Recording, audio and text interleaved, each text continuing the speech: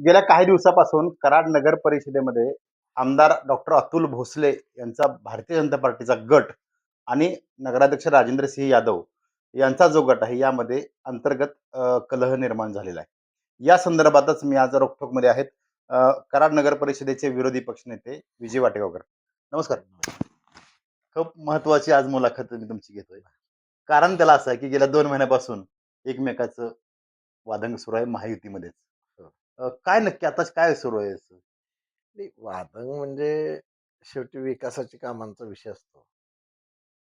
गेली 6 म्हणजे आता नाही म्हटलं तर ह्या टर्ममध्ये 8 महिने झालेले आहेत. हं, 8 महिन्यातले 6 महिने हे सत्ताधाऱ्यांना कुठेही संधी द्यावीच लागते, की बाबा कामाची प्रोसिजर असते. प्रशासन काळातनं बाहेर आलेलं असतं. हं, आता त्यानंतर सुद्धा काही मीटिंग्स लवकर होत नाहीत. म्हणजे आता जनरलची दुसरी सभा झाली.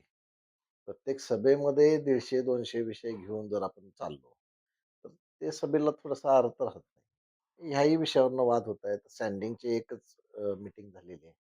विकास कामं रखडतायत. तर हे होऊ नये म्हणून आम्ही त्यांना वारंवार विनंती करतोय, सभेमध्ये सांगतोय, की तुम्ही जास्तीत जास्त सभा घ्या आणि त्याच्यामध्ये विकास कामांचा पूर्णतः आढावा घेऊन आपण पुढे जाऊया आणि एकत्रित हात घालून आपण विकास करूया. पण असं दिसतंय, की काही वेळेला आपल्याच माध्यमातून विकास झाला पाहिजे, तो आमदार साहेबांच्या माध्यमातून नाही झाला पाहिजे. असंही कित्येक वेळेला शंका येते. असं आमचं प्रत्येक वेळेला बोलणं ज्यावेळी होतं मीटिंगमध्ये, की आम्ही सांगत असतो, की आम्ही तुमच्या बरोबर आहे. हं. तेही म्हणतात, की आम्ही आमदार साहेबांच्या बरोबर आहे. पण ज्यावेळी खरंच विकास कामाचा विषय येतो, तिथं अडथळा निर्माण होतो. ते आता आमचा पहिल्यापासून आता वाद चालू आहे, की तो गॅस पाईपलाईन त्या BPCLनी सुरू करायची. तो विषय होऊन 5 महिने झाले. जनरल सभेमध्ये मंजूर होऊन अजून त्याचा पुढे काही नाहीये. तर त्याच्यामुळे होतंय काय, रस्ते रखडले. निधी येऊन पडलाय. तो वापरात होत नाही. ह्याच्यावरून आमचा वाद. अ, खरं तर यानंतर नगराध्यक्ष राजेंद्र सिंह यादव यांनी सुद्धा पत्रकार परिषद घेतली आणि अतुल बाबांनी सुद्धा स्टेटमेंट दिलं. अ, नक्की आमदार निधी वापरला जात नाही हे खरं आहे का? किंवा त्यासाठी इंटरेस्टेड नाही नगराध्यक्ष राजेंद्र सिंह यादव यांचा गट, हे खरं आहे का? सध्या तरी तसंच दिसून येतं, की ज्यावेळेला आपल्याला फास्ट काही डिसिजन घ्यायचे आहेत. म्हणजे आता थांबलंय सगळं कुठं एअरटेल आणि BPCL. बरं. पावसाळा काळ आता संपत आला. हं. त्याच्यानंतर रस्त्यांच्या कामांचे नाही म्हटले तर 11 कोटीच्या आसपास मला वाटतं सगळा मिळून निधी असेल, काही कामांचा. तर तो वापरला गेला पाहिजे ना. वापरला जात नाही, लवकर त्याच्यात डिसिजन होत नाही म्हणजे कुठेतरी पाणी मुरतंय. आता छत्रपती शिवाजी महाराज स्टेडियमचं कामाचे काय अपडेट आहे ॲक्चुअली आणि कधी पूर्ण होईल साधारणतः? मुदतीत पूर्ण होईल असं त्यांचा चार्ट आहे हं, आणि काम तितक्या स्पीडनं चालू आहे, चांगल्या क्वालिटीचं चालू आहे असं हं, दिसतंय. हं, कारण हार्ड रॉकवरती फाउंडेशन वगैरे ते मी पाहिले स्वतः. आणि एक चांगल्या दर्जाचं म्हणजे आता काय झालं होतं, पहिलं स्टेडियम फार जीर्ण झालं होतं. म्हणजे हं. कोणताही कार्यक्रम घ्यायचा झाला, तर 5,000 ते 6,000 जर लोकं यायची झाली तिथं हो. स्टेडियमवर, तर त्याला बंधन घालायला लागायचं नगरपालिकेला, की काही झालं तर तुमच्या जबाबदारीवरती हे स्टेडियम वापरा. आणि तसं घेता येत नव्हते कार्यक्रम. आज सगळे स्पोर्ट्सचे वेगळे-वेगळे ॲक्टिव्हिटीज तिथं होतील. चांगल्या प्रकारे पब्लिक प्लेसचे काही कार्यक्रम असतील ते पण होतील. आणि स्टेडियम अत्याधुनिक स्टेडियम होणार आहे. हं, म्हणजे कराडसाठी तो एक म्हणतो ना, तुरा म्हणतो आपण त्याला, मानास तुरा. हं. तसं ते स्टेडियम होणार आहे. परवा आमदार डॉक्टर अतुल बाबांची एक प्रेस कॉन्फरन्स होती आणि नंतर आम्ही एक प्रश्न विचारला, अ, की बागेसंदर्भातचा कुठला एक वादाचा विषय का? जागा बदलण्याचा. हो, हो, तो कोणता आहे हो. नक्की आता वादाचा विषय? आत्ताच आदरणीय बाबांनी, आमदार साहेबांनी अ, 2 विषय दिले होते. हं, एक नेकलेस रोड हां. आणि दुसरा एक गार्डन डेव्हलपमेंटचं हं, गार्डन. म्हणजे तिथं प्ले एक स्कूलचं आरक्षण आहे आणि प्लेग्राऊंड्स वगैरे आहे. हं, तर ती जागा बरेच वर्ष झाली पडून आहे. हं. 87च्या DP मधली आहे मला वाटतं कुठं ती. कुठं एक्झॅक्टली? ते श्री हॉस्पिटलच्या समोर मंगळवार पेठेत ती जागा आहे. हं, 37 गुंठे जागा आहे. आणि त्या जागेला कंपाऊंड घालणे, आतनं पाथवे करणे आणि सुशोभीकरण करणे असा तो विषय होता. पण तो नगरपालिकेमध्ये त्याचं पर्पजच चेंज करू वगैरे असं काही करून त्यांनी तो पुढे ढकलला आणि कंपाऊंड वॉल पुरतं मर्यादित आपण काम करूया असं त्यांनी सांगितलं. पण तसं न करता जर तिथं ज्या पद्धतीनं बाबांनी आयोजन केले ते जर झालं, तर तिथल्या नागरिकांचा चांगला फायदा होणार. पर्पज चेंज करण्याचा बायला जो आहे तसं करू शकतो तसं करू पर्पज. शकतो, पण ते लवकर होत नाही. अच्छा. एक पर्पज कोणता कशासाठी हे करायचा, ते लवकर होत नाही. आता वाटेवर साहेब, आम्ही तुम्हाला गेले 10-15 वर्ष बघतोय हं, खरं तर. हं, हं. तुमच्या मार्गदर्शनाखाली किंवा तुम्ही स्वतः ग्राउंडवर उतरून स्वच्छता अभियान असेल किंवा स्वच्छ सर्वेक्षण आणि तुमचा पुरस्कार मिळालेला हो, अ, वसुंधरा, माझी वसुंधरा. वसुंधरामध्ये. कराडची एक वेगळीच ओळख होती, की हो, नंबर हो, 1चं हो. शहर स्वच्छतेमध्ये. असं काय झालं गेल्या 2-3 वर्षात, की ते डाउन, डाउन होत चाललेलं आहे? खरं तर कराडकरांच्या मेहनतीनं अ, देशामध्ये कराड स्वच्छतेच्या बाबतीत 2 वेळा नंबर 1 वर आहे. एकदा दुसऱ्या नंबरवरती आहे आणि साधारणतः दुसऱ्या-तिसऱ्या नंबरवरती कंटिन्यू राहिलेला आहे. हं. देशात हा मानाचा तुरा नागरिकांच्या प्रयत्नात नसेल, नगरसेवकांचे असतील, शासकीय आमचे कर्मचारी असतील, आरोग्य विभागाचे कर्मचारी असतील, ड्रेनेज विभागाचे असतील. या सगळ्यांच्या प्रयत्नातनं खरं तर हे चांगल्या प्रकारे काम झालं होतं आणि ते हं. चालू होतं. त्या ठिकाणी जो असणारा कचरा डेपो संपूर्णतः नष्ट करतात. तिथले प्रोसेसिंग जे शेड्स आहेत, तिथे चांगल्या प्रकारे प्रोसेसिंग होत होतं. हं. माझी वसुंधरामध्ये वृक्षारोपणचा कार्यक्रम चांगल्या प्रमाणे चालला होता. माझी वसुंधराचे जे नॉर्म्स होते ते पूर्ण करत 2 वेळा महाराष्ट्र राज्यामध्ये माझी वसुंधरामध्ये पहिला नंबर कराड शहराने घेतलाय. एकदा दुसरा नंबर घेतलाय आणि सातत्याने ह्या स्पर्धेमध्ये टिकून राहण्याचं काम केलं होतं. मग गेल्या प्रशासन काळापासून अलीकडच्या काळापर्यंत कचरा डेपो निर्माण करण्याचं काम त्या ठिकाणी झालेलं आहे. आणि पूर्णतः प्रोसेसिंग जी प्रोसिजर तिथं होत होती ती बंद झालेली आहे. आणि अशा पद्धतीनं कराड शहरामधली अस्वच्छता वाढणे आणि हे तर खरं तर आता प्रशासन काळातलं आपण त्यांना दोष देऊच. पण आता अलीकडच्या काळात सुद्धा त्यात सुधारणा होत नसेल, तर सत्तेच्या सत्ताधारी पण लोकांचा त्यामध्ये सहभाग व्यवस्थित नाही असं दिसून येतं. या गोष्टींमध्ये विचार केला पाहिजे आणि ज्या ॲक्टिव्हिटीज आपण पहिल्यांदा करत होतो, त्या हं. सगळ्या ॲक्टिव्हिटीज परत सुरू केल्या पाहिजेत. नागरिकांच्या जागृतीकरण सुरू झालं पाहिजे आणि सर्व सदस्यांना घेऊन यामध्ये काम केलं पाहिजे. मध्यंतरी अतिक्रमण हटवायची मोहीम जोरदार सुरू होती. अचानक त्याला ब्रेक लागला. काय झालं असं काय नक्की? तर आता काय झालं, की त्यांनी अतिक्रमण हटाव मोहीम घेतली. आम्ही म्हटलं, "ठीक आहे, स्वागत आहे.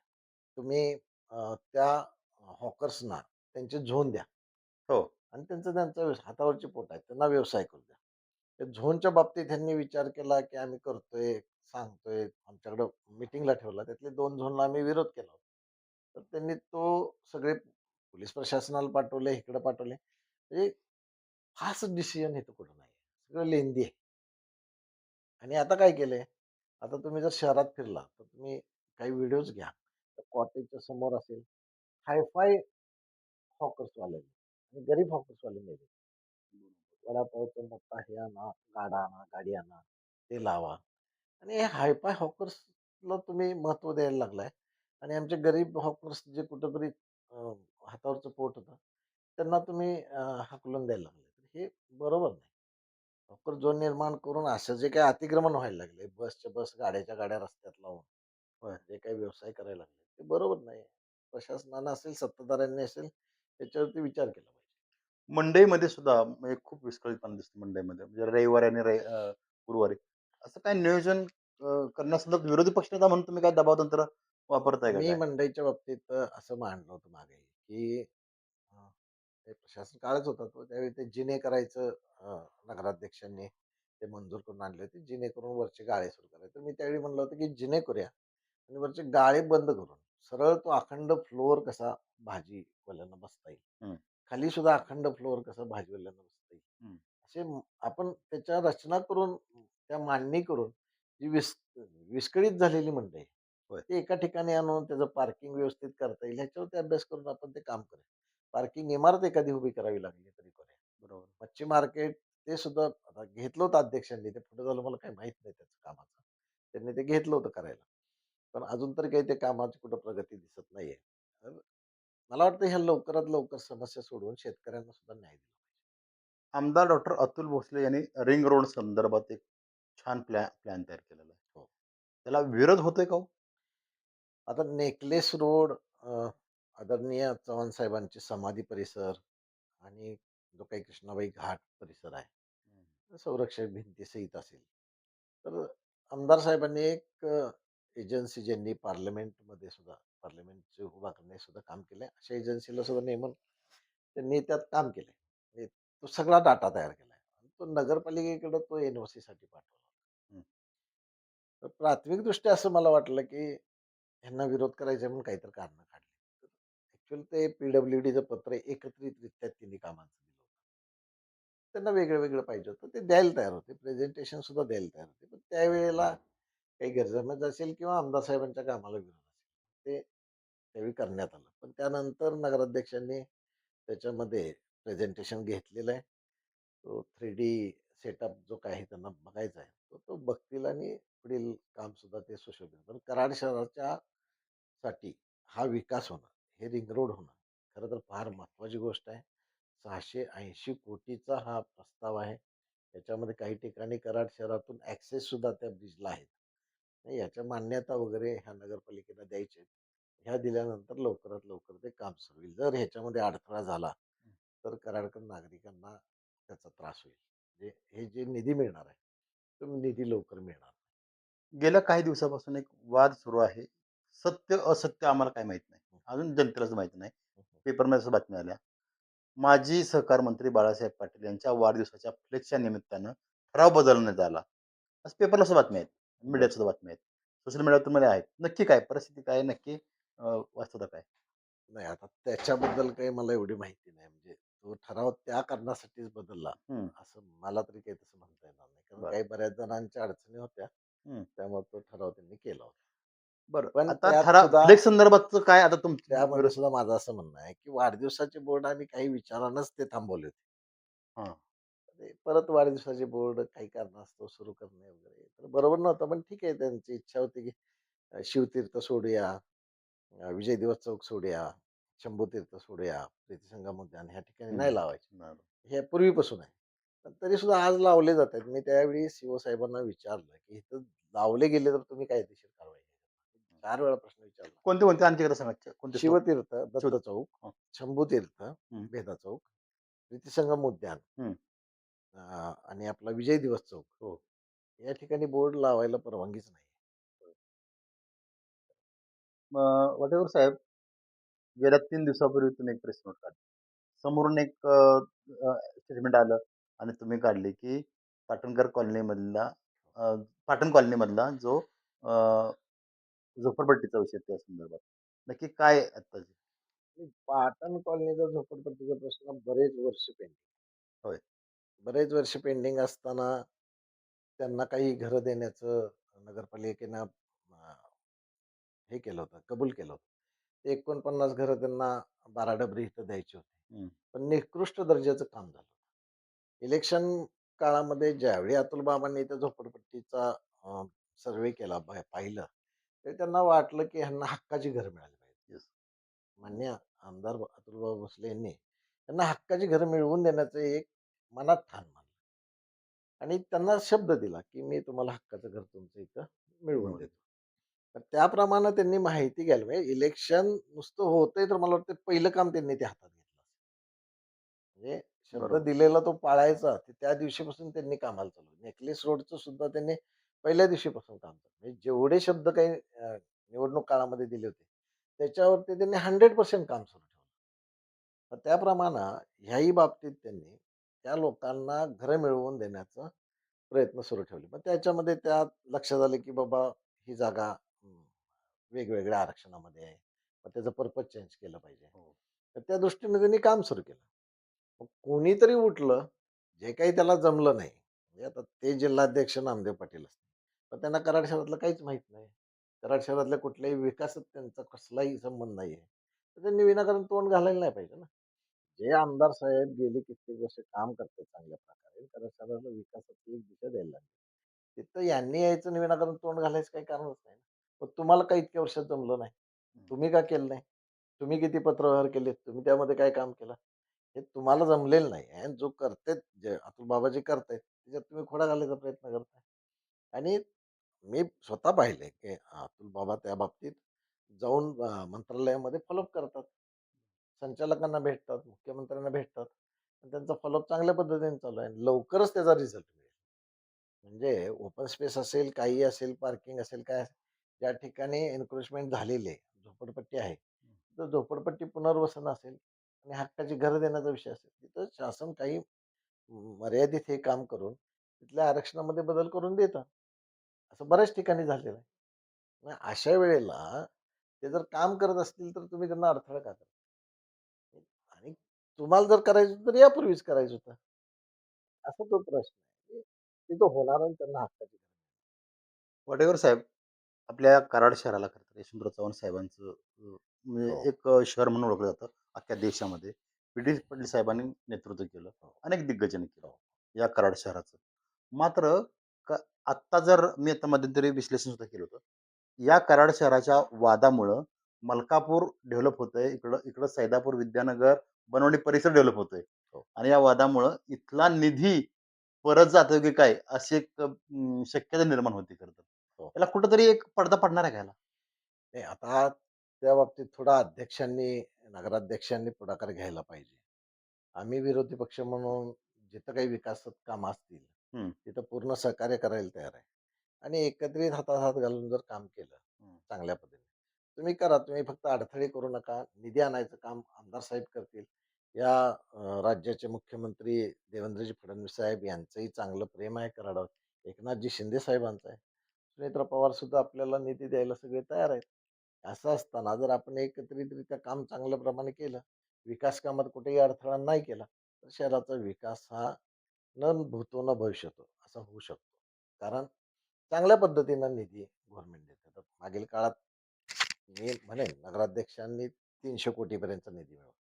अतुल बाबांनी कित्येक नाही म्हटलं तरी त्यांचाही 300 कोटी, 400 कोटी झाला असेल. हा 600 कोटी, हजारो कोटींचा निधी होता. शहरासाठी फक्त हो. बोलता येईल. हे जर हे शासन इतक्या पद्धतीने चांगला निधी द्यायला तयार आहे, तर आपण का मागं पडायचं? आपण हे असे काहीतरी खुटूक-मुटूक कुणाला तरी कोणतरी सांगतंय म्हणून थांबायचं आहे. कोणतरी बोलतंय म्हणून ते काम पुढे ढकलायचं असं करण्यात अर्थ नाही. खरं तर वाटेकरचा मुद्दा खूप रास्त आहे. कारण महायुती शासन आहे. म्हणजे भारतीय जनता पार्टी, शिवसेना आणि राष्ट्रवादीचं. आणि इथं आमदार भारतीय जनता पार्टीचे आहेत. नगराध्यक्ष शिवसेनेचे आहेत. मग खरं तर हे महायुती म्हणून हो. कामाच्या संदर्भात म्हणतो मी. राजकीय तुमच्याकडचं असू द्या. काय ते काय राहणार तो हां. मत नाही त्याबद्दल. त्या संदर्भात तुम्ही काय नगराध्यक्षांना सुद्धा म्हणजे आव्हान आम्ही करणारच आहे खरं तर. हे आम्ही मीडियाच्या माध्यमातून. तुम्ही सुद्धा एक एक पाऊल पुढे सरून पण मी सांगतोय ना काय, मी सभेत सुद्धा कित्येक वेळा सांगितलंय. आणि तुम्ही बघत असाल, की सभेमध्ये त्यांनी 70 विषय आणले, तर 1-2 विषयालाच आम्ही विरोध करतो. होय. बाकी सगळे एकमतानं मंजुरी आम्ही देतो. तिथं तात्विक पटत नाही, अशा विषयांना आम्ही विरोध करणार. आणि बाकीच्या विकासात्मक कामाला आम्ही सगळ्यांना मंजुरी देतो. म्हणजे आम्ही विरोध करत नाही. आता आम्ही हाच मुद्दा चर्चा करतो त्याच्यावर. नगराध्यक्षांनी ज्यावेळी पत्रकार परिषद घेतली सर्किट हाऊसमध्ये, त्यावेळी त्यांनी सुद्धा सांगितलं, की आम्ही सुद्धा विरोधकांना आम्ही सोबत घेतोय आणि आमदार साहेबांच्या बद्दलचा आम्हाला रिस्पेक्ट आहे. मग नक्की घोळ काय नक्की असं होतंय, की का आता हे बोलायचं वेगळं आणि करायचं वेगळं असं काय आहे बोला का? बोलाचालीचं राजकारण आहे. आता ते पुढे रिझल्टमध्ये बघूया बघूया. कसं दिसतंय. त्यांनी आता प्रेझेंटेशन घेतलंय त्याच्यावरती निर्णय काय घेतात ह्याच्यावरतीच कळेल आपल्याला राजकारण आहे का नाही. नक्कीच. खरं तर हे होते विजय वाटेकर, विरोधी पक्षनेते, कराड नगर परिषद. मी आता सांगितल्याप्रमाणे कराड नगर परिषदेला खूप मोठा इतिहास आहे, परंपरा आहे आणि सकारात्मक राजकारणाची परंपरा आहे विशेष म्हणजे. आत्तापर्यंत इतिहास बघा तुम्ही. आदरणीय पाटील साहेबांच्या पासून विरोधी जर निवडणूक तेवढ्यापुरती नंतर एकमेकाच्या बरोबर काम करणं. मात्र गेल्या काही महिन्यापासून काहीतरी कराडमध्ये बिनसतं की काय अशी परिस्थिती निर्माण झाली आणि त्यामुळेच आमचा हा प्रपंच आज मुलाखत घेण्यात आला. तुम्ही आमच्याशी बोललात. धन्यवाद.